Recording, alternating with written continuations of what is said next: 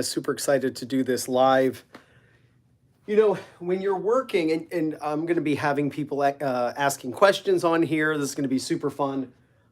When you want to work on your singles and you want to improve your ability to win singles matches, I just want you to remember there are 5 phases to a singles point: serving, returning, rallying, you're going to the net, and your opponent is going to the net. So what you want to do if you are working on your tennis game, and by the way, make sure you hit that like button. I've seen 2 people in here already. My goal is to get 100 people all at one time on here. So make sure you throw in your questions and I will be happy to answer them. When you're working on your game, when you're taking a tennis lesson, when you're doing a drill, whatever it is, just hitting with friends, practice the 5 phases of a singles point. So work on your serve. You know, Roger Federer's favorite serve on the deuce side was the out wide serve. And he would use that to pull the opponent off the court. And he was so incredibly accurate with that shot. And then what ended up happening is he would have all of that room to hit into the open court. Or if the opponent was coming back, then he could hit behind. Hey, thanks so much. Make sure you hit that like button. If you have any questions, make sure you throw it in there on the in the comments section. I'd be happy to answer it. The goal here is that if you are looking to improve your singles game, just work on one of the 5 phases: serving, returning, rallying, you're going to the net, your opponent is going to the net. When you return serve, if you miss your return, that's no different, honestly, that's no different than double faulting, in my opinion. Right? We got 25 people here right now, but only 5 likes. Let's try to keep those likes as close to the number of people as we can. So when you are returning serve, this is you. My goal for you when you're returning is to try to pin the ball back deep down the middle. How often do you practice return of serve in your lessons? How often are your coaches feeding balls to you? And you're purposely, right, they serve to you, and you're purposely trying to serve or return the serve right back down the middle. That has to happen all the time in your lessons. Every lesson, you got to work on returns and or serves. Those are the 2 most important shots in tennis. One drill I like to do, I'll put 2 spots here. One drill I like to do is I'll put cones right here. And this will be my student. And I'll serve, and their goal is to return the serve back between the cones. And if they do, they get the point. And even if they hit it in, but it's outside of the cones, I get the point. We'll play a game like 7-11, where I have to get to 11 points before they get to 7 points. But when you're returning serve in singles, deep down the middle is what you are looking for. I saw a question on here. What's up, AJ? Thanks. I keep rolling my ankle every time I play. I have no clue how to fix it. Holy smokes. So it might be that when your foot hits the ground, that it's not hitting like this. You might be doing this. And I do that. I'm when I hit the ground with my foot, I kind of hit here and then it flattens. I hit here and then it flattens. My ankles kind of roll in. I don't know what that is. I don't know what that is. But that's like supination, pronation. I don't know. Maybe someone can tell me in the comments. But you should definitely get that checked out because you want to make sure that you are hitting flush with the heel hitting the ground. Is it better to keep the racket low to the ground after drop shotting? No, Sean, that's a good question. So let's talk about the drop shot. First off, drop shots are a lot better when you've pushed your opponent back to the back fence prior to attempting the drop shot. So if you're going to work on drop shots and practice your drop shots, make sure you practice the shot you're going to hit before the drop shot. Don't just hit drop shots out of the blue.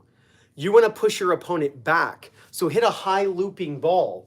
Figure out how you can hit a ball that moves your opponent back. Then it's so much easier to hit the drop shot because you've already pushed them back. Think of the drop shot as a 2 or 3 shot sequence, not just one out of the blue.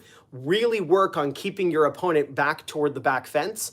Then if they hit short, you're inside the baseline, then you can go for the drop shot. Now, when you hit a drop shot, you don't want to think this or this. You want to think this or this, right? It's like a canoe or a banana. It's down and then back up again. And what makes it a drop shot is the racket face is a little more open than normal. Normal slice, the racket's less than 10 degrees open. In a drop shot, you can do this. So you go down. The goal with a drop shot, you go down and then back up again.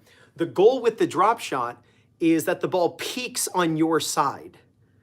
So when you hit a drop shot, your goal is that the ball actually peaks at its highest point. You hit the ball and the ball goes up, it peaks still on your side, and it descends as it crosses the net. That's the way you're going to actually keep that ball close to the net, and it's not going to travel too far.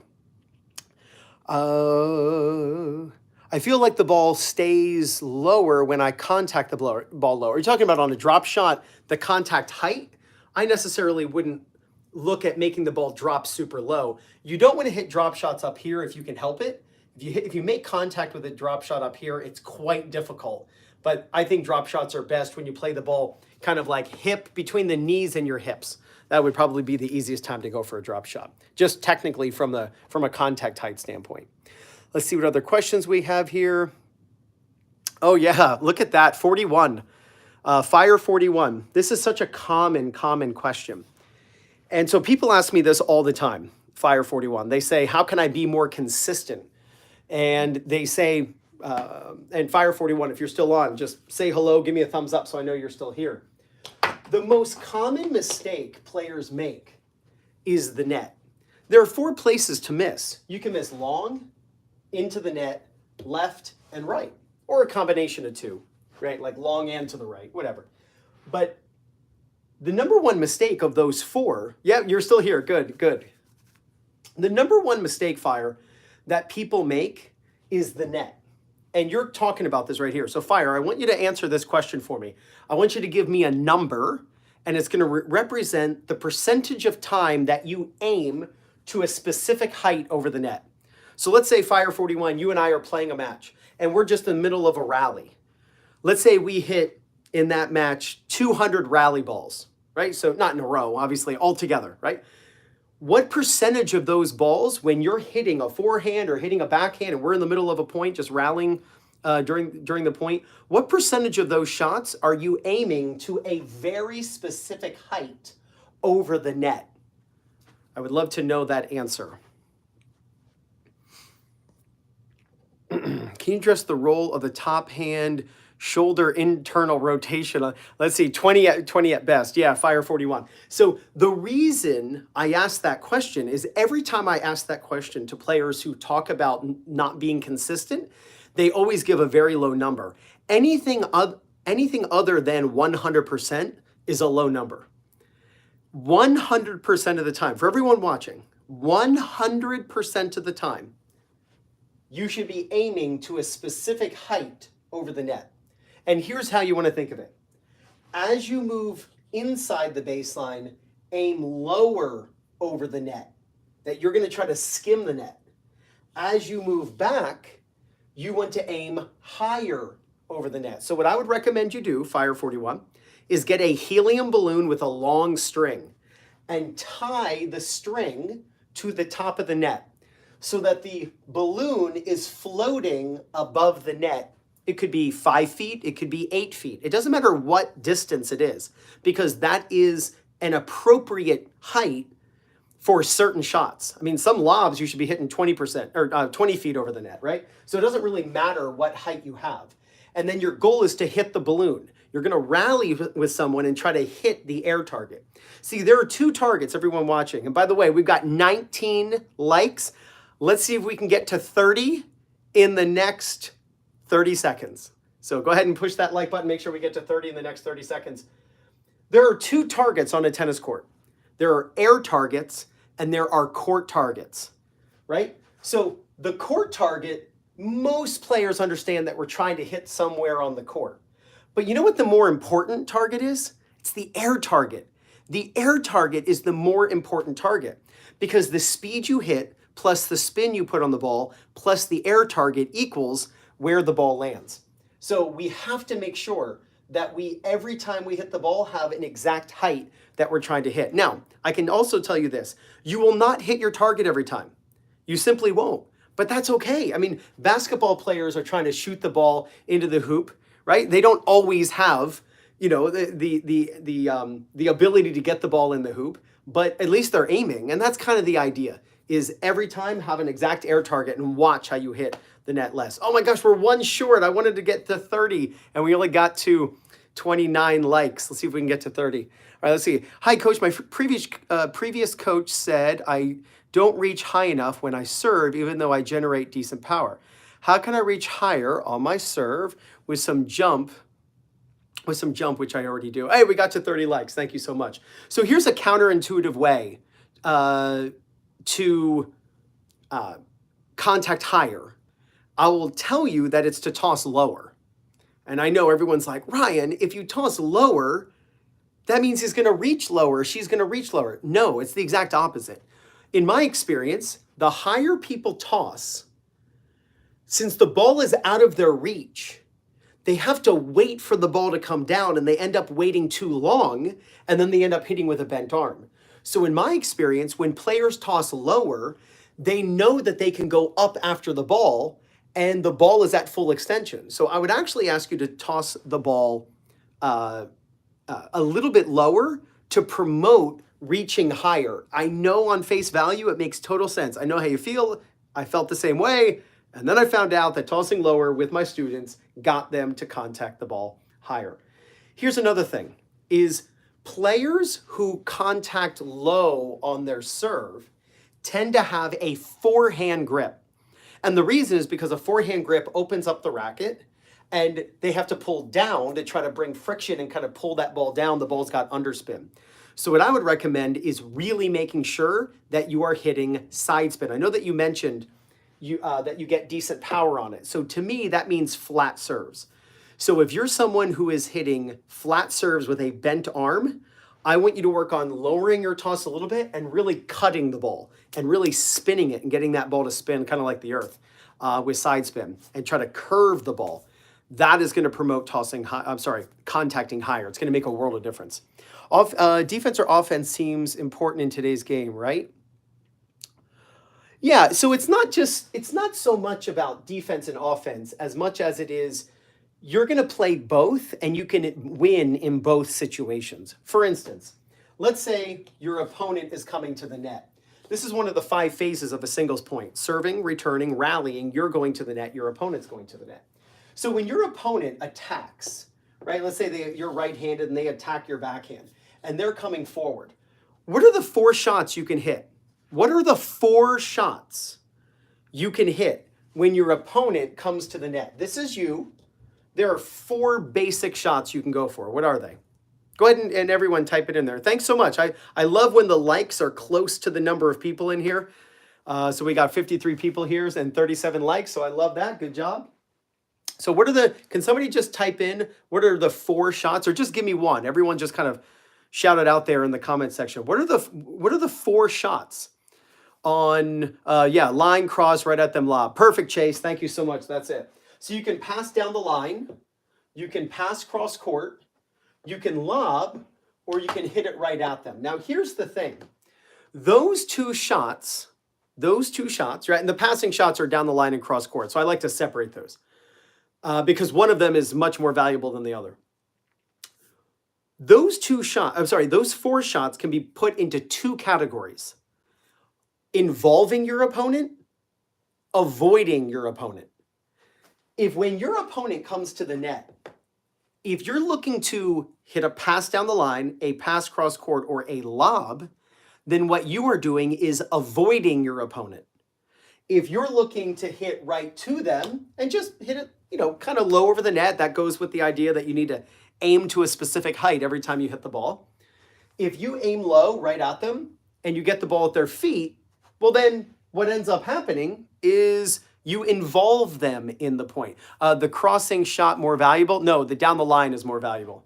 The down the line passing shot is so much more successful in non-professional tennis. I mean, it's like a 4-to-1 ratio in the value of a down the line pass. Cross court pass has very low success rate in recreational tennis. When you chart it, when you just watch, I've taught so many people around the world in Zoom lessons where they send me match video and I meet with them live on Zoom, just the 2 of us. and, they're asking me questions and I'm asking them questions and we review footage of their matches, the down the line passing shot success rate is so high. And the cross court passing shot success rate is very, very low for multiple reasons. We can talk about it. But when your opponent comes to the net, we were talking about offense and defense. Somebody asked the question, offense and defense. When your opponent attacks, what position are you in? They're offensive, so you're defensive. When you're in a defensive situation, you really shouldn't be going for an offensive shot. You're having to thread the needle here with these passing shots or this lob when you're a little bit off balance, a little bit in trouble, right? You're moving to the left, you're moving to the right, you might be moving back simultaneously. So I'd rather you use what I call the two-shot passing shot strategy. The two-shot passing shot strategy is when you just hit the ball low to them. They're most likely not going to split step. So they end up screwing up that half volley or that low volley. They hit the short ball. Now you're inside the court. Now you're offensive. And that's when you can go for the passing shot on the second shot. The best coaches are not always the best players. This goes for all sports. I agree. How often would you recommend volleying during a match? Serve and volley once a game to be more offensive? Yeah, I think so, absolutely. Look, there are 3 times to go to the net. Serve and volley when you get a short ball and when your opponent is in trouble. Here's a stat that should encourage all of you to go to the net more often. Roger Federer only won 47% of the points when he stayed behind the baseline. Roger Federer. In his whole career, 22 years, 23 years? He only won 47% of the points in his entire career when he stayed behind the baseline for those points that were charted. He would have 0 Grand Slams if he never went to the net. The difference between a Roger Federer that has 0 Grand Slams and a Roger Federer with 20 Grand Slams is he went to the net. That's the only reason. You cannot win a match winning 47% of the points. I mean, you can. It's probably really, really difficult, though. I wonder if anyone has ever won a match only winning 47% of the points. That'd be really, really tough. Really tough. When your opponent wins the game, it basically has to be 40-love. And when you win the game, it goes to deuce, and so it's much, much closer. So going to the net is where you have an advantage. So serve and volley, so critical for your development and for your ability to win. Yeah, you got it. You got it. I don't know. Does that say fiat? Fiat hater. Oh, I like that. True, Nick Bollettieri wasn't even a tennis player. He was more of a motivational speaker. Yeah, I agree with that. I would like to come in more. How do you decide when is the best shot after I come in? How do you decide what is the best shot when you come in? Okay, first off, you got to split step. So when you go forward, most people, the reason they struggle with volleying is because they don't hit a true split step. So an approach shot and a volley are like bricks, right? And so what's between the bricks? Mortar, right? So if you don't have mortar, don't build a brick house. If you're like, oh, hey, construction guys, hey, we're out of mortar. If you're out of mortar, they stop building the brick house. You can't just stack bricks on each other. You got to connect them with mortar. It's the exact same thing here. The mortar is your split step. You hit an approach shot. You're coming forward. Before you can ever think of volleying, you have to split step. Now, if you struggle timing your split step around the time that your opponent hits the ball, then what I would suggest is you just take 2 or 3 steps and then just split step no matter what. It's better to split step at the wrong time than to not split step at all. I mean, it's a far cry from actually split stepping at the right time, but it's better than nothing if you just split step at the wrong time. So when you hit your approach shot, I taught this to somebody in September last year. I was on court with him and he said, I'm really struggling split stepping after I hit the approach shot. I can't figure out how to time it with my opponent's shot. And I said, stop timing it with your opponent's shot.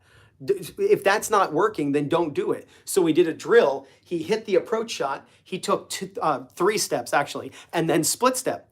And then I would feed him a volley. And we just kept repping it and repping it and repping it over 20 minutes. I was like, do it again, do it again, do it again. He would hit the approach, 1, 2, 3, split step, and then he would hit a volley.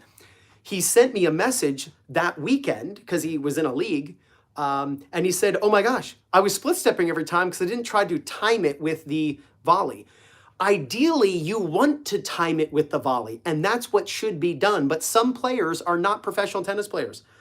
The people I teach, they're doctors, they're lawyers, they're school teachers, they're moms and dads, and like they're accountants and they're electricians. They're normal people who aren't playing tennis 6 hours a day, 6 days a week. That's just not who. That's not you. Most likely, I don't have professional tennis players. I don't think Novak Djokovic is going to start asking me questions on here. It's just normal tennis players with normal lives and normal jobs who want to learn how to play tennis better.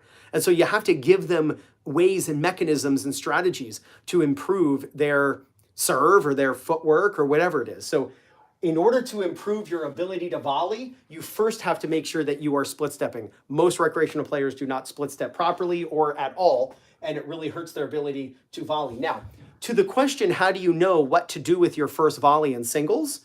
The height of contact makes all the difference in your decision making.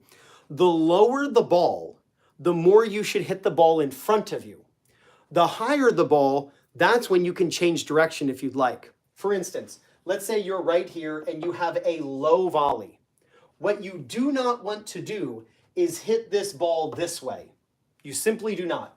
Because if you hit the ball this direction, your momentum was pulling you this way at first. So you've now moved your opponent here, and you're here, and now you're going to come and they're going to hit it down the line.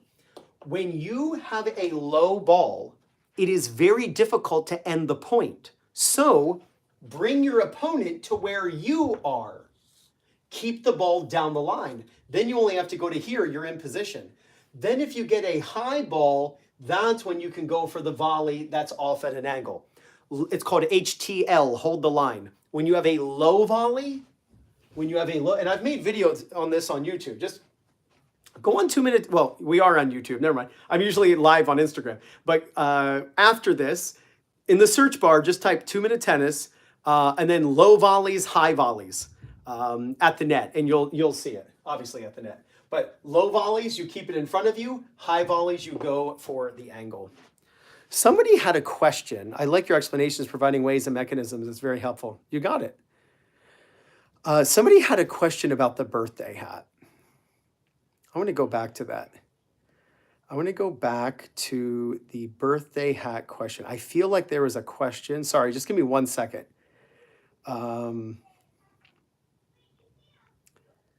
Was there oh, here we go. How is it that some pros don't knock off the birthday hat when they serve? Does that mean that is not fundamental? No, you don't have to hit a birthday hat. Let me explain. In fact, let me get something to explain this this question for you, explain this answer for you. Okay, so when you are serving, let's take my my favorite player of all time, Pete Sampras. So when Sampras, can I zoom out here? No, it doesn't let me zoom out. Pete Sampras does not hit the birthday hat. And that's fine. Because Pete Sampras, when he comes around, his racket's like this. The racket's slightly closed, ridiculous pronation. So if I were Sampras's coach, I certainly would not be putting a birthday hat on his head. Shapovalov, no different. In fact, I've made a video on Shapovalov's serve saying, is this wrong? The big lay open on the racket. And it's not. The reason the birthday hat is so effective is for the players who go like this and lay the racket open, there's no circular nature to their serve, and they just lay the racket open and they hit flat into the ball. Players who need the birthday hat are players who immediately upon going across their feet, lay the racket open and smack flat. So what's nice about the birthday hat is the racket passes in over the head from front to back. You all know who Peter Freeman is from Crunch Time Coaching. Look at his serve. If he were wearing a birthday hat, he would knock that hat off perfectly. Look at Nick Kyrgios. Look at J.J. Wolf, Naomi Osaka, Sam Groth, Roger Federer. These are all players. Did I say J.J. Wolf? I may or may not have. But watch their racket pass right in over the head, and every single one of them would hit the birthday hat. You don't have to hit the birthday hat. But if you're watching like I've been teaching for 26 years. I cannot tell you one player I have ever seen in the recreational tennis club, your local club ranks, who they lay the racket open like this, and then they come around on edge, side spin, pronation. Like, you just don't see it. If a player goes open, they stay open. In fact, there are players who knock off the birthday hat with the strings pointing down, and then when they get to here, they lay their racket open. So this idea that, and I've seen coaches like make fun of the birthday hat or say, you don't need to worry about the birthday hat. It's all over Instagram at the moment. There's one guy who's going around talking about the birthday hat and you don't need it. Here's the thing though. I haven't seen these players who they're talking about. And I've been in the trenches for a quarter of a century, teaching players day in and day out, 6 days a week, morning, noon, and night. Who are these players they're talking about? These recreational players who it's okay if you lay your racket open. Because I can tell you this, there's no junior or beginner player or adult player who's laying the racket open like this. They're making this move and then coming around with the racket face closed. It's just not happening. You just don't see it. All right, let's see what I got here. So, hey, Ranjita, hi, how are you? Catching you live. Yeah, I'm here. Thanks so much. Let's see. When the ball is below net level, what's up, hobby coach? Isn't it better to just send it back to the direction it came from? Well, I can just tell you that if you do that, then you are in trouble of now getting passed down the line. If the ball comes cross court, if the ball, the problem with what you said, and look, if you can do it, great. But the problem is, if you're coming forward and your opponent tries a cross-court pass and you start going like this, and now you have a low volley right here, when you hit the ball cross-court, you better end the point. Because whenever you're volleying at the net and you hit cross-court and you do not end the point, you are in major trouble. Because now what you end up doing is now your momentum's pulling you this way a little bit, and now you've got to go get over here by the time they hit the ball, which you see this all the time. The pros will come to the net, they have a low ball, they volley it cross court, and then this player's scrambling. If they don't get there in time, they get passed. If they get over in time, their momentum's going this way and the ball goes behind them. Or they're going so fast this way that a lob goes over their head. They can just kind of pop up a lob over their head and they're in major trouble. When you have a low volley, just keep the ball in front of you. Remember, with low volleys, we are not trying to end the point. What we are trying to do is handcuff our opponent in a way that they do not have the ability or the advantage over us. How high should my elbow be at the trophy position? Okay, forget about the trophy position. It's one of the biggest pieces of junk that is destroying serves left and right. Let me explain. Okay. So first off, you don't want to get into the trophy position. Don't get into it. Thank you, Stephen Jacob. Thank you so much. Stop getting into the trophy position. Pass through. What's up, Nikki Cool? What's up, Nikki Cool? Pass through the trophy position. I gave Nikki Cool a Zoom lesson a while back. So here's the move. When you get into the trophy position, you can have your elbow a little bit lower like Federer. You can have it a little bit higher like J.J. Wolf and Wawrinka. There's a range here. You don't want it up here and you don't want it down here. So there's a little bit of a range right here. But stop thinking about the trophy position. The trophy position, people get so quick into the hand above the elbow position. This will kill your serve. Hand above the elbow, the worst thing you can do. And you see coaches on YouTube having students with a ball like this, and they'll say, okay, get in this position and then throw the ball, as if this is a powerful position to get into. This is not what you want to be in. This is what you want to be in. Look at J.J. Wolf. Look at, oh, I love when I say this name and everyone goes, oh, I wish I were 6'11". Riley Opelka. Look at Opelka's serve. When Opelka brings the racket up, he's like this. He's not tossing the ball and immediately getting his racket in this position. He's lifting the racket up and he's elbow something behind him. Look at J.J. Wolf. The guy's only 6 feet tall and he can blast at 136 miles an hour. That's not just incredible DNA. That's technique.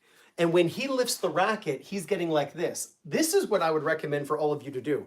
Forget about this. Way too tall. I agree, Stephen. But Stephen, here's the thing. When I make videos on John Isner or Ivo Karlovic or Riley, the comment section on YouTube, I gotta be honest, I'm a little disappointed in it because they all say, well, Ryan, that's because he's 6'10". I'm like, there's nothing that I have taught in this video that has anything to do with height. Anything. Yeah. Of course. Roscoe Tanner, right? He hit the ball at the peak. I was at Home Depot today, which is like a hardware store if you're not from the US, just picking up some stuff, some painting supplies for my daughter's room. And the guy saw my sweatshirt and he's like, what's 2-minute tennis? And I was talking to him about it. And he goes, I played tennis. I really liked Roscoe Tanner the guy was 68. So he loved Roscoe Tanner as a kid, when he was around 20 years old. But when you look at these players, they're like this. This is the position you want to get into. So here's the drill. Learn ball in the throat of the racket and then knock off a birthday hat. That's the drill you want to do.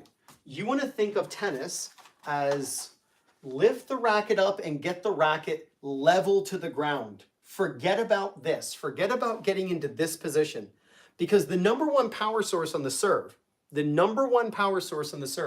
is the elbow driving forward and up. This move right here is the number one power source because it creates a circle. This move right here creates the circle, and that's the power move on the serve. When your elbow is here, your elbow doesn't have as far to go. But if you elbow someone behind you, like Vic Braden taught 50 years ago, when you elbow someone behind you, then your elbow has a farther distance to travel. And if you have a lower toss, like Roscoe Tanner, then what you end up doing is creating the definition of speed, right? Distance over time.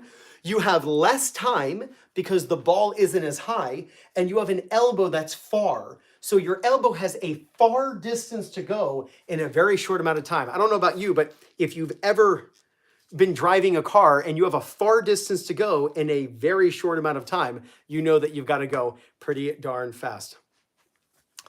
I'm not a Swiatek. I am not a fan of her swing. Let's see. How do you grip a Oh boy. Okay, so when you're talking about a pre-match stomachache, first off, here's the thing. You have to love competition. You have no choice. First off, as Billie Jean King said, it is a privilege. If you're nervous about something, it means that somebody in the world wishes they were in your situation. Whether it's asking your girlfriend or boyfriend to marry you, right? Whether it's, I don't know, it doesn't, if you're nervous about something, whether it's a speech you have to give or a graduation thing, whatever it is, a tennis match, if you're nervous, it's a privilege. There are a lot of people who wish they could be nervous playing tennis. Wouldn't you love to play in the US Open final? At Wimbledon final, think about the nerves, right? You think you'd be nervous stepping on center court against Djokovic for the Wimbledon title? Yeah, for your chance at infamy. So you have to reframe this. Nervous means you care, of course, Jim. You have to reframe it. You have to say, the nerves are good.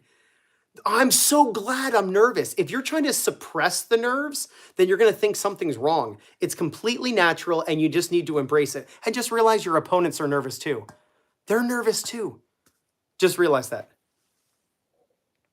How do you get a more consistent and powerful backhand? Well, in my opinion, powerful backhands are overrated. You really want to make sure that your backhand is something that is consistent. But let's talk about power and racket speed on the backhand. Here's how you can get more racket speed on your backhand. It has to do with the timing of the hip turn. So we all know that we want to rotate on a two-hander and then rotate back forward. So did you say two-hander? Let me just make sure I read that correctly. Oh, let's see if we can get to 50 likes in the next 5 seconds. 5, 4, let's get to 50 likes. 3, 2, come on, 1. Oh, Oh, almost. Yes, a two-hander. Okay, so here's how it works. When you take the racket back as a unit turn, when do we rotate back forward again? Here's what typically happens. Look at that. We got to 53 likes. We did it. Good. Thank you so, so much.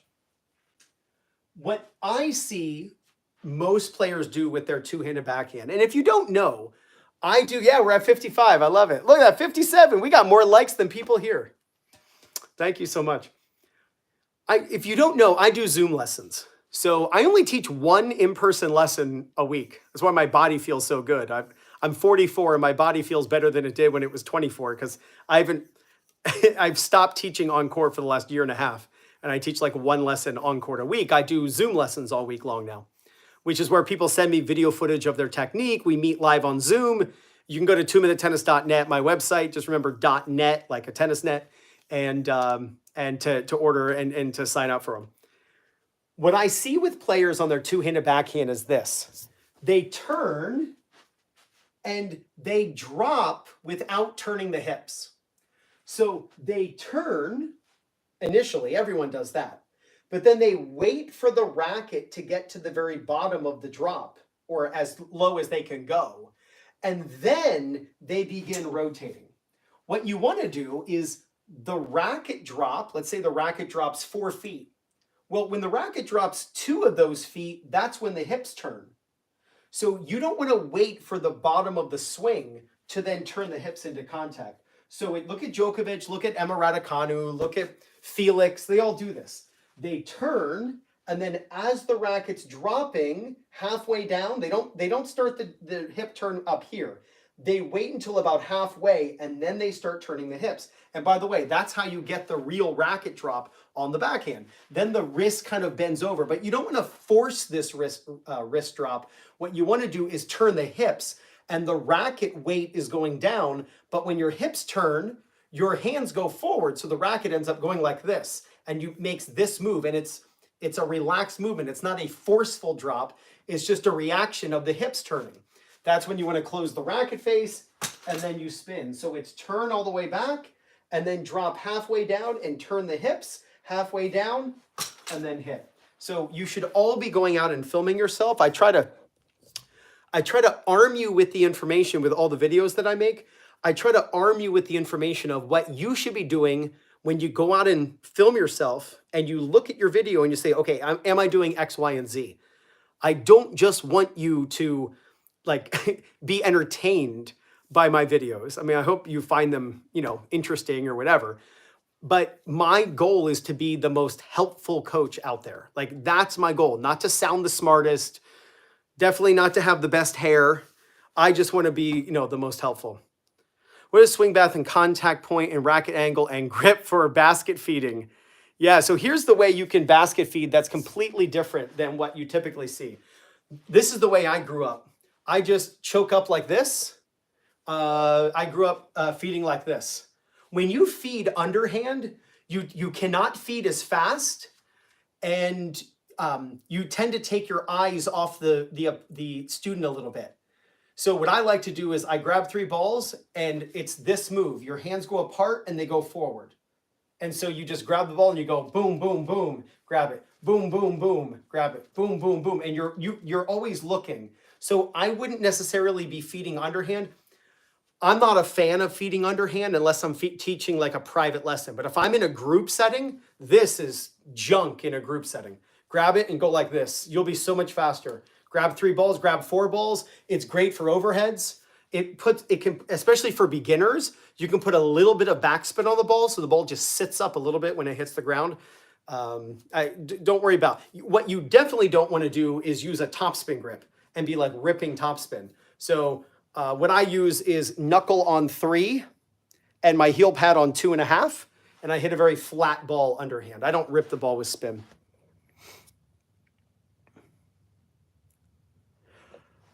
Should we on text forehand? Why don't I like it? The way I determine if I like someone's technique is if I would teach it.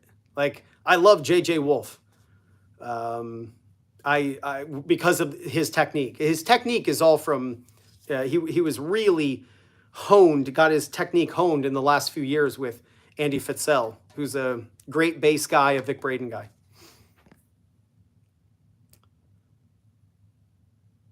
Here we go. I'm just trying. Can you show how to properly hit a backhand and forehand slice? Should I have an air target like hitting a forehand or backhand? Yeah. So here's one of the reasons why players, and I'm going to let you answer this question, everyone. So I've got 61 people here. I would love it if I had 61 answers. I want you to tell me, let's say we're hitting a slice backhand. What angle should the racket be at contact?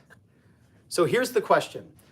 When you hit a slice backhand, should the racket be open at 90 degrees? Should the racket be at 80 degrees, 70, 60, 50, 40, 30, 20, 10, or straight up and down? Like, what is the angle? How many degrees open is the racket when you are hitting a slice backhand? Can anyone just kind of answer that? 10 degrees. Stevie Vonder, straight up and down, in my opinion. 45-degree angle, Igor. Danny, 45 degrees. Never straight up and down. Oh, near straight up and down, 10 degrees, 75 degrees, 90 degrees. Okay. Look at all these different answers. We've got people saying straight up and down, 40, 20, closed. So the racket face is actually closed on a slice backhand. We've got 10 to 20, Fiat Hater. I like that name, by the way. I like that name a lot. Let's see. Was that 61 answers? 45? How many degrees open is the racket on a slice? Because you might notice 0 to 45. Alex, you are correct. 0 to 45. What I've noticed is that the reason why players struggle with their slice backhand has to do with the fact that they don't understand Bob's got 45, Ronaldo's got 45. The reason players struggle with their slice backhand is they don't even understand, and I didn't understand at first when I was learning, what angle they're actually trying to create. And the answer is either straight up and down to 10 degrees open. That's it. Anything else, that ball is shooting way out and over the fence. I mean, any of you who are golfers, if a golf club is open at 45 degrees, is it going forward off of your club? Or is that thing going, it's not 85 to 90, or is that ball going up? You either want straight up and down to 10 degrees open. The way you determine that is the height of contact. The higher you contact, the more straight up and down the racket is. The lower you contact, the more open it is. But it's not going to be more than 10 degrees open. What puts spin on the ball is just the difference between where the strings are facing and the racket path. Spin is created when your strings face in one direction and your racket travels in a different direction. Let me say that again. Spin, any spin, top spin, side spin, back spin, no spin, if they match. Spin is created when your strings face in one direction and your racket travels in a different direction. So like right now, I'm facing my phone, but I'm traveling this way. Where I'm facing and where I'm traveling are two different ideas. I can face you and I can go this way. I can face you and I can go this way. Where I'm facing is different than where I'm traveling. So when you hit the ball, you want your racket to be straight up and down when you hit a slice backhand. Now, or nearly. Now, how can you do that? Yes, 45 would be a lob, yeah. So here is how it happens. The way you can get your racket to be straight up and down, and sorry, sometimes I lose my train of thought because I'm reading the questions as I'm responding to other questions. When you hit a ball and you're trying to get your racket straight up and down, the way you do that in tennis is with the grip system. One of the worst things you can do is when learning how to hit a slice backhand, simply just use a continental grip.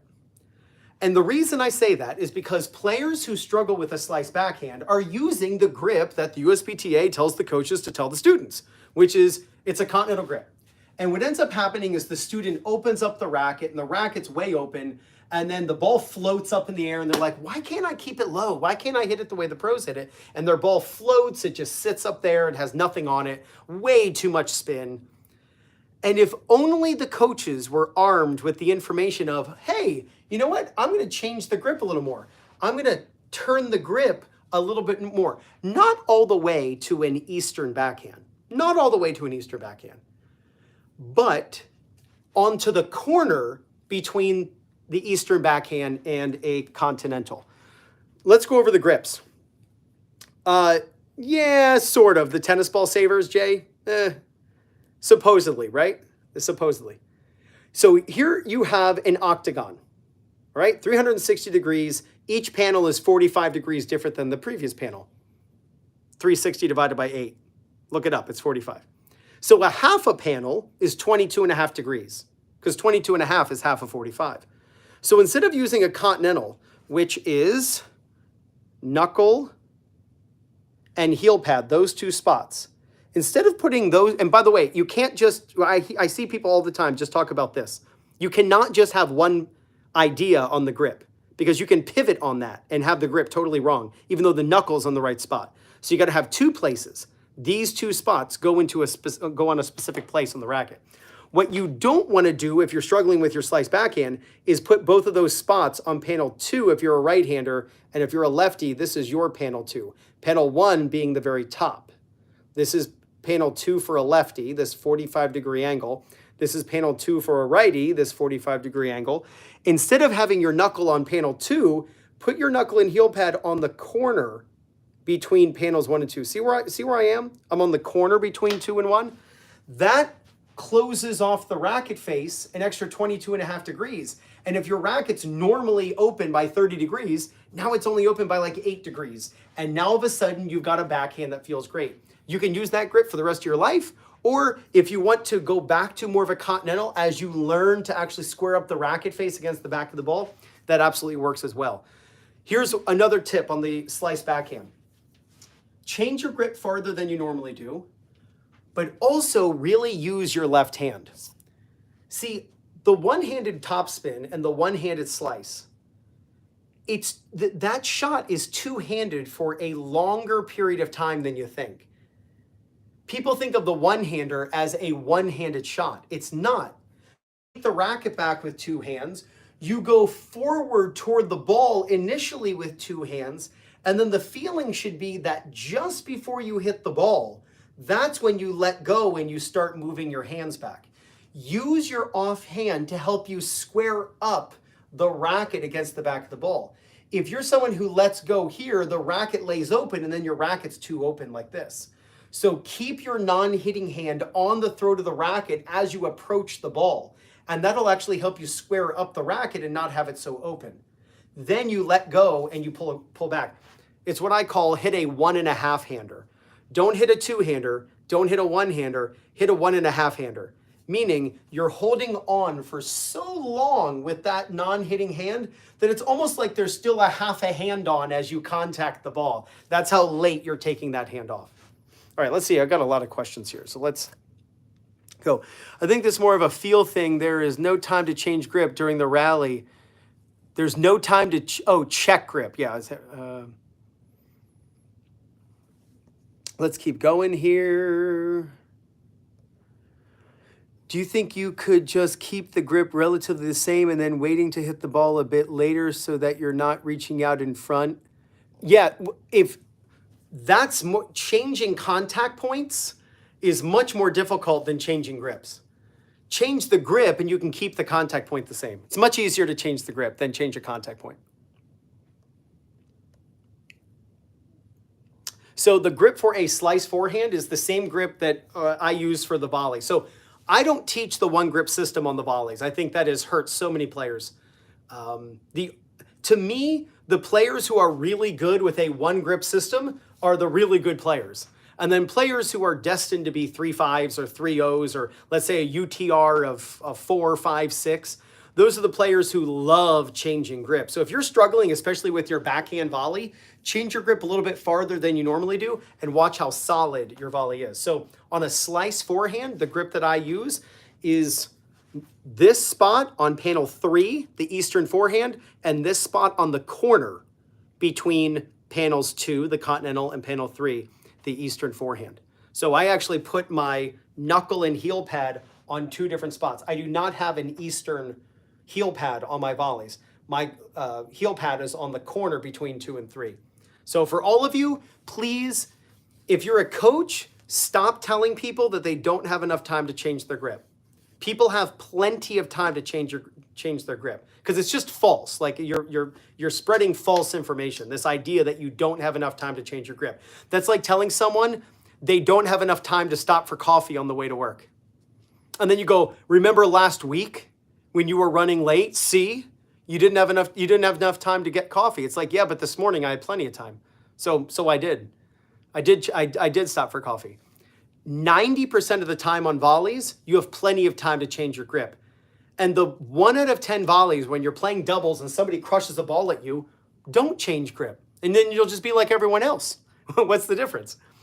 But the other 90% of the time, when you change your grip on the volley, it produces a much flatter shot. Have you ever noticed with volleys that players hit forward on the forehand volley and then chop down on their backhand volley? Have you ever noticed that? Do you know why that is? It's the one grip system, because the one grip system caters the forehand volley. So players will hit forward on the forehand volley, they keep the grip, and they're forced to chop.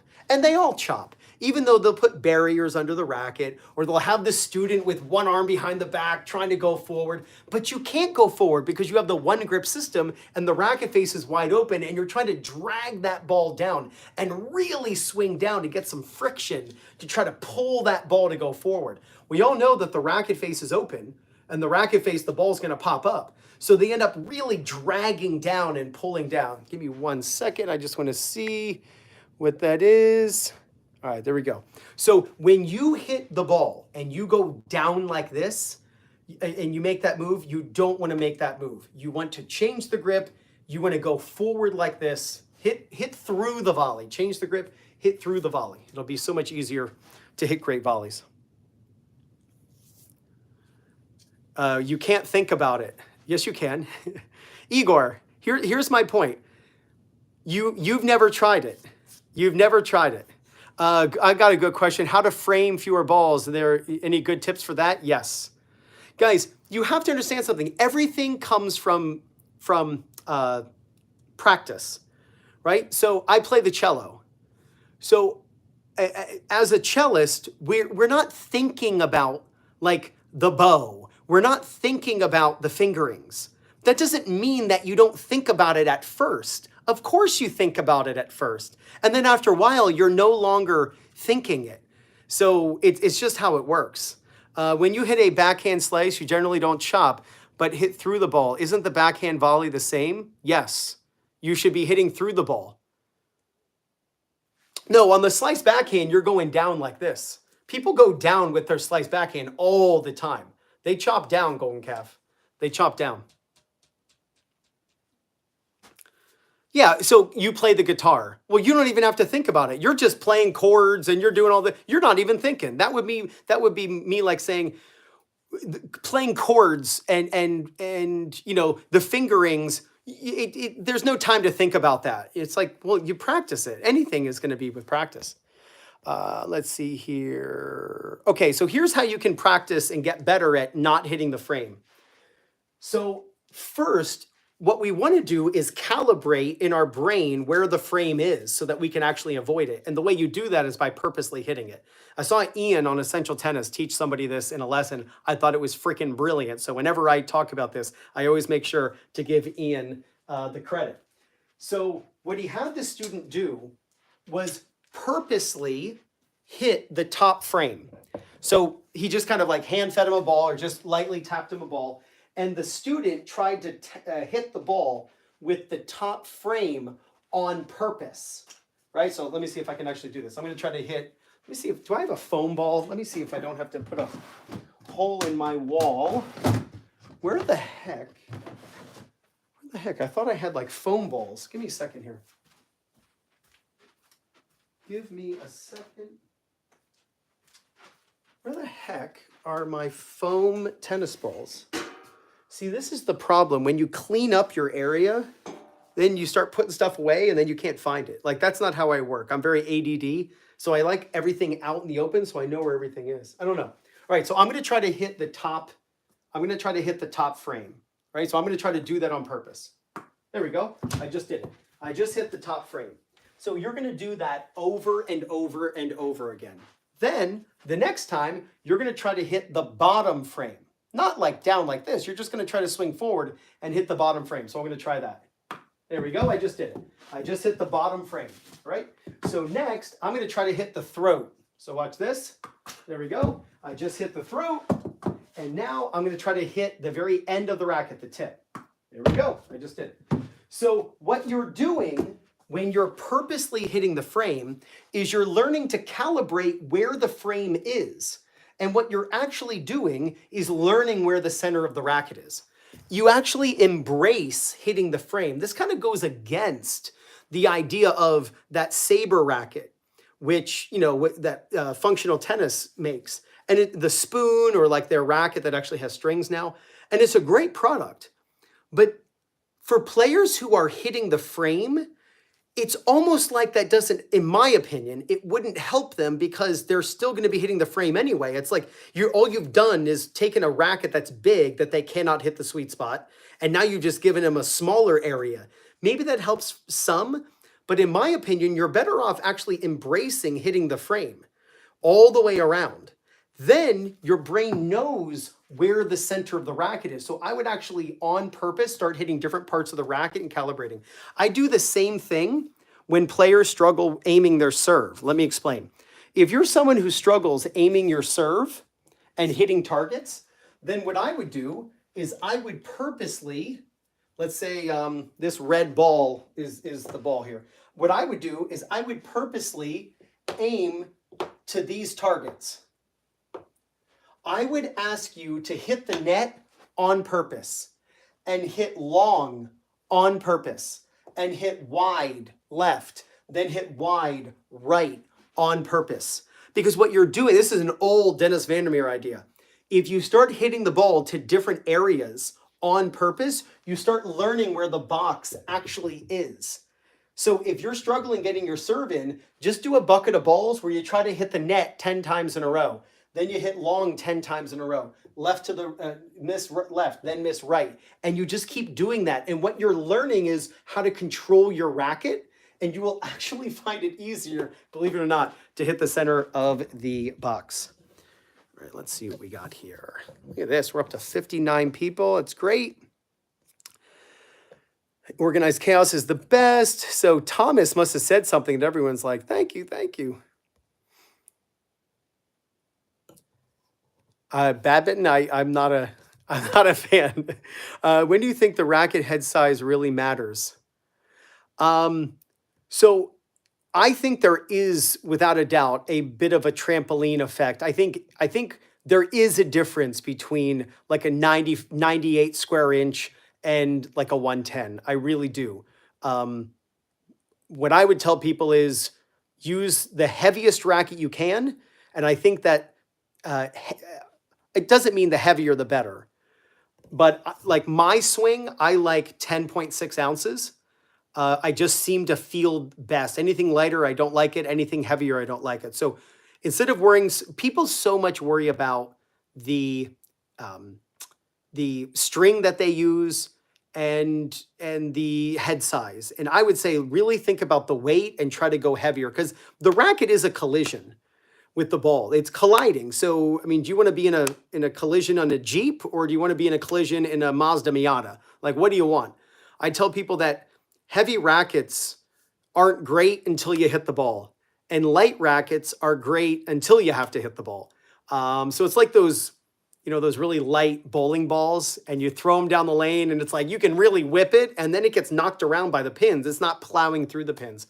It's the same thing. So work on a heavier racket, or use a heavier racket, and I think you'll actually have more success. It is the fastest racket sport in the world. You are 100% right. That's how I met my wife. These lives are the best. Thanks, Coach. Yeah, you got it. You got it. What do I think the best grip for the non-dominant hand would be? I mean, you can use an Eastern backhand. You can use a semi-Western. In my opinion, the Eastern backhand. So the hand is directly, your palm is facing the same direction as your strings.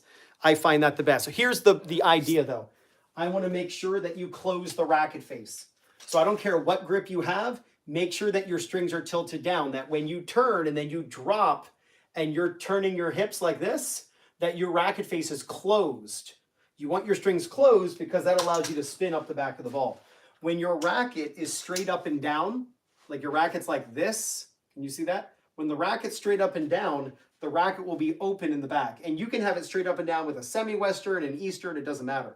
Players will have the racket, no matter what their top hand, they'll have the racket on edge. And then the racket ends up open and they have to snap across. It's one of the reasons why Steve Johnson cannot hit a two-handed backhand to save his life, because he doesn't close his racket face. So because of that, his two-handed backhand is awful. Tylenol pain relief. Oh, this is great, man. This is like, this has gone to the dark side about badminton. What's my favorite shot? My two-handed backhand. Two-handed backhand, and I would say two-handed backhand return of serve.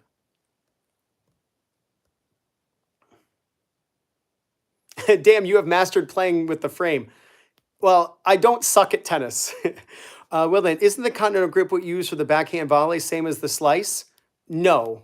I don't, I mean, you don't have to. And I don't teach the slice. I don't teach the continental grip. I've never used a continental grip on any of my volleys. I've learned the two-grip system. I've learned the two-grip system on since I was 8 years old. There's plenty of time to change your grip. And this is why you see players go forward on their forehand volley and chop their backhand volley. The backhand volley is the weakest shot in pro tennis. It's the weakest shot in recreational tennis. It's because for some cockamamie reason, coaches have their hands tied and are shoved down their throats that you have to use a one-grip system. The one-grip system has destroyed more tennis games than it has helped. If you use the one-grip system on your volleys, and it's awesome, and your volleys are great, don't change a thing. But if you're a coach and you've got a student who just hates their one-handed backhand volley, that it's just not good, and you know who they are, you're like, oh, they just can't hit it right. If you would just ask them to turn their grip a little bit farther, they would square up their racket against the back of the ball, and then they could actually hit through it or put a little backspin on the ball. And yes, you can handle low balls. I love when coaches tell me, well, Ryan, if you change the grip slightly past a continental on the backhand, they can't hit a low volley. Really? Because I've been doing it for 30 years. Like, why are, like, it's funny when people have no practice on something, yet they're telling me, like, what works and what doesn't work. When I've been using a two-grip system since I was 8 years old, and I've been teaching a two-grip system since I was 14 years old. How is it? I already answered this question at the beginning, but does that mean it is not fundamental? Okay, so hitting the birthday hat on the serve is not fundamental. A circular swing and coming around on edge is fundamental. So some pros lay their racket open but use a perfectly circular swing and they bring the racket around on edge. One of which is my favorite player of all time. Oh, yeah, dude, yeah, I got a bald head. Here, I'll take my hat off. I wear hats because my head gets cold. So when you look at Federer knocks off the birthday hat. When you look at Osaka, see my head, and I have hair. It's just, and I need to shave. It's just like there's no hair in the front, like right here. The problem is like the birthday hat slides. I have to wear a hat because the birthday hat slides off my head. There we go. Federer knocks off the birthday hat. JJ Wolf knocks off the birthday hat. Naomi Osaka. Sam Groth, the fastest server of all time. Nick Kyrgios, JJ Wolf. They knock off the birthday hat. The racket makes this move. The way recreational players can learn a circular swing and to bring the racket around on edge is twofold. One of which is to hit the birthday hat, and the other one is to learn to hit the back of the racket with against the ball. Let me show you this. If you're someone who struggles to come around on edge on your serve, I'm going to duck down a little bit here. What I want you to practice is knocking off a birthday hat. So wear a physical birthday hat, Then I want you to hit the back of the racket against the ball. I actually want you to hit the back of the racket against the ball. And the reason is because when you look at Felix Auger-Aliassime and he makes this move and then he comes around, his strings are pointing down at about a 45-degree angle. John Isner's the same thing, which means they could go up and use the back of the racket if they wanted to. So if you're someone who opens up the racket, and you're like this, when you come around, you could use the back of the racket if you wanted to, but this gives you the position that then you can go up and then turn in order to pronate. So it's like all oranges are fruit, but not all fruit are oranges, right? All oranges are fruit, but not all fruit are oranges. So it's really simple. Like all players who hit the birthday hat, they're making a circular swing. But just because somebody, goes like this, they don't necessarily come around on edge. And as I've mentioned, I have never seen a recreational tennis player, a person who scrolls Instagram, scrolls TikTok, scrolls YouTube. I've never seen someone who lays the racket wide open and then comes around slightly closed like Felix Auger-Aliassime. You just don't see it in recreational tennis. If players open up the racket, they stay open.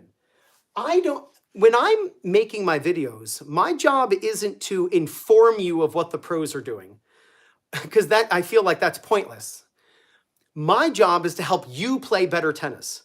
And since a lot of really good tennis players, if they wore a birthday hat, which would knock the hat off, why not teach it? And I came up with that in 2014 when I was teaching 8-year-olds to serve. I told them that unicorns cannot serve correctly. Do you believe there's a wrist snap on the serve? I believe there's a hammer-like motion or movement, be it ever so slight, at the end of the connect chain. Wrist snap may be the best words. Yeah, there absolutely is. Yes, if you wear a cast on your wrist, you're not able to serve. So yes, there is a movement like this. There is a movement like this as you're coming up. I mean, that's when you're coming up to the ball, this angle doesn't stay intact. You do make this move, but the goal is that you then, when you get to here, you make this turn and the wrist stays very flat and passive through that point. You don't want to be making this move on the serve. The goal is that you're making that move on the serve. Think thumb down, thumb down, thumb down, thumb down. You're just making this move. Which grip for a one-handed backhand? You put the knuckle and heel pad on the very top of the racket. So put the racket on its edge, which means when you're striking the backhand, your palm is facing directly toward the ground. At contact, have your palm facing directly down when you strike the ball at contact. Here we go. Let's see. All right.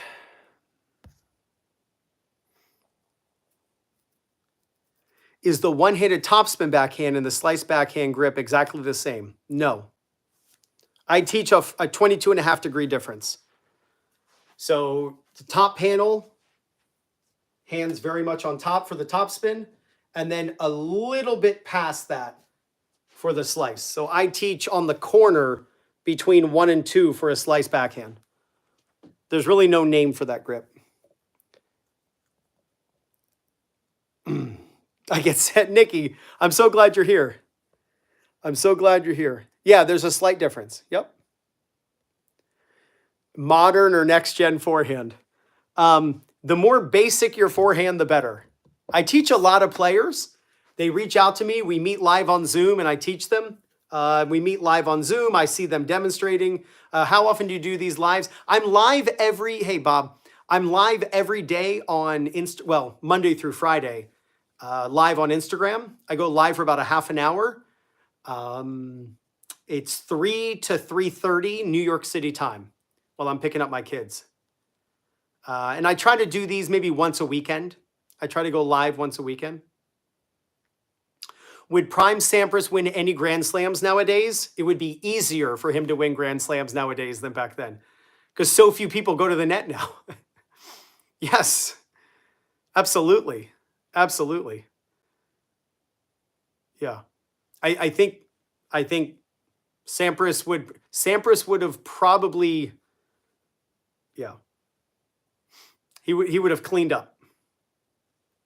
I mean, what happens is people have this idea that people who played tennis 20 and 30 years ago would just be like sucking their thumb, walking around going, I don't know what to do. You grow up in the level, and I apologize for that statement, but it's like it's not like they would just be helpless little like players. They would adapt. If Arthur Ashe were to be born today or 20 years ago, he would be cleaning up on the Pro Tour because he would have grown up in this type of tennis. So that's why you can't really compare eras, right? You can't be like, oh, Jack Kramer and you know, whatever. Why am I forgetting his name? Oh my gosh, Rod Laver. Oh, they would have no chance against players today. Really? Really? You think they'd be playing with those style rackets and grips? No, they would be playing today's style of tennis. So you can't compare the two. Sampras would clean up. As a serve and volleyer, Sampras would clean up. There's just so few serving and volleying, and I don't know why. And it's because people don't want to go to the net. They've slowed the court down a little bit here and there, I would say. But going to the net still wins. Going to the net still wins. One hit back in, should the knuckles be on the same panel? Okay, so I don't teach that. I do not teach all of the knuckles on the same panel on panel number 1. To me, it puts the contact point way too far out in front. Way too far out in front. So that's why I teach 45 degrees. That's why the knuckle and heel pad, that's why it's angled like this. The racket is in that position. It's like this. So they grab on, so the contact point is here. It's not here. Like if you have your knuckles all on panel number 1, you're hitting a one-handed backhand and you got to basically play the ball that the ball's coming right at you. And you can see my hand. My hand's not on this side. My hand's actually over here on this side. I'm hitting the ball, but here's where my strings face. So you get a lot of side spin. I don't like that. I am on Telegram. I'm not sure what Telegram is. What's up, David Parker? What's going on, Dave? DFP9, right? Can you explain the point system, please? It makes no sense. Are you talking tennis bypass? I have the easiest way to explain it. Are you talking about tennis? Like the tennis point system? I can explain it to you really simply. All right, cool. I want you to think of a clock. Okay? You and your opponent are starting at the top of the clock. And it's 15, 30, 45, hold on, and I'll explain that, and then 60. So you're starting at the top, and your goal is to go around the clock faster than your opponent. So every time you win a point, you move your spot to the next part of the clock. So if you and I are playing, you go to 15. You win the point, it's 15. And then I win the point, it's 15 to 15, and we're just trying to go around the clock. But instead of 45, it's 40. So it's love, which is 0, 0, 15, 30, 45, but it's actually 40, and then 60. Your goal is to race around the clock first. And when you do, you win that clock. So you put the clock in your pocket, and whoever wins the clock first, then you start back at 0, 0 again, at the top of the clock. You race around the clock. You win a point, someone hits the net, double bounce, somebody hits it out, you move your little peg to the next spot. Your goal is to go around a clock 6 times and before your opponent goes around the clock 6 times. And that's how it works. Do I string my own rackets? No. I haven't strung in 20 years. Yeah. So when it's love, love, that means 0, 0.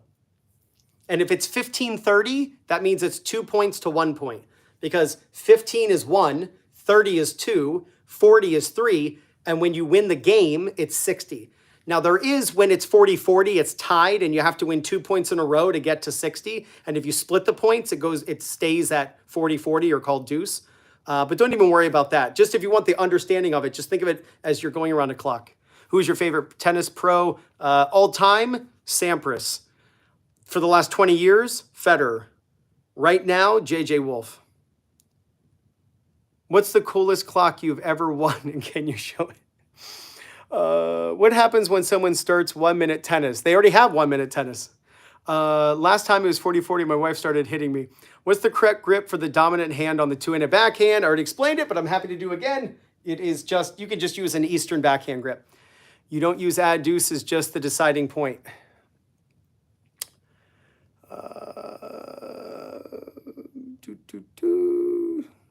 What happened? Yeah, Tomic. What is no ad scoring? No ad means at 40-40, at deuce, whoever wins that point wins the game. And usually in that situation, the returner gets to decide which side they'll be standing on to return. So they dictate the side where the server must stand.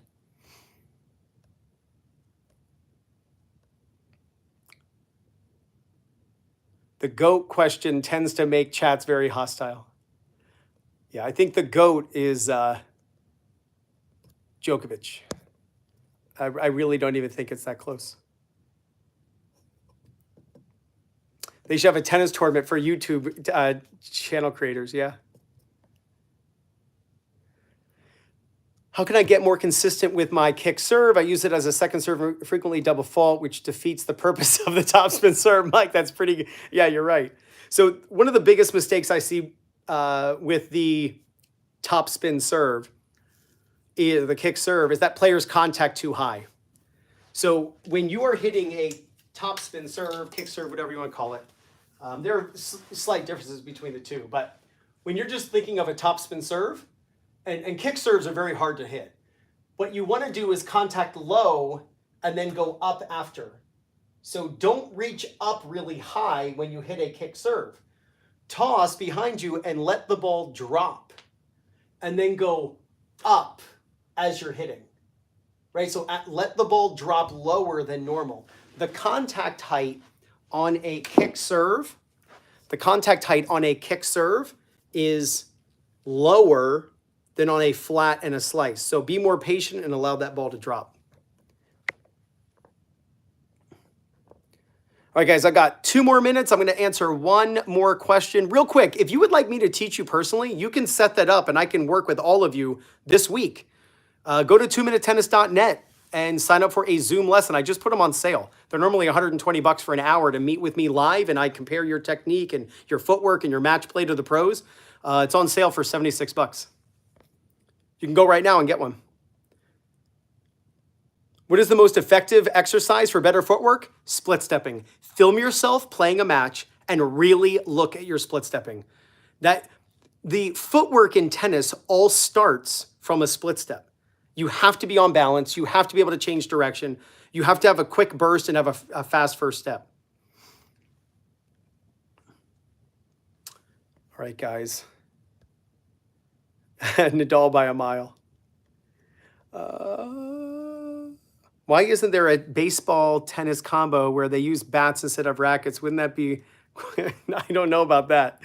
Yeah, I'm enjoying Murray. He's just got to win in shorter time. Djokovic is the GOAT. It just makes me sad because Federer is my favorite. Nick, you are exactly the way I am. Pronation is this move right here. And so when you are serving, the fastest way to move your racket is with pronation, not by snapping the racket like this. So guys, thank you so much. I really appreciate it. I was just on here for 78 minutes. If you wouldn't mind just giving me 78 seconds to let you guys know that for the next 24 hours, actually it's 48 hours. I don't know why I said 24. For the next 48 hours, I am holding a sale on my website, 2MinuteTennis.net. My Zoom lessons are normally $120, but you can go right now for the next 2 days until Monday night and pick up a Zoom lesson for $76. I also have a premium membership that cuts that in half, so it's $38. The premium membership, if you'd like to work with me for a period of time, it's $40 a month. You get a weekly class with me, a group class. You get a free Zoom lesson with me the moment you sign up. You get my mastery courses, and you get half-price lessons as long as you're a member. So go to 2MinuteTennis.net if you want to work with me personally. I would love to help you gain confidence, win more matches, and what? play much better tennis. Thank you all so much, and you got this.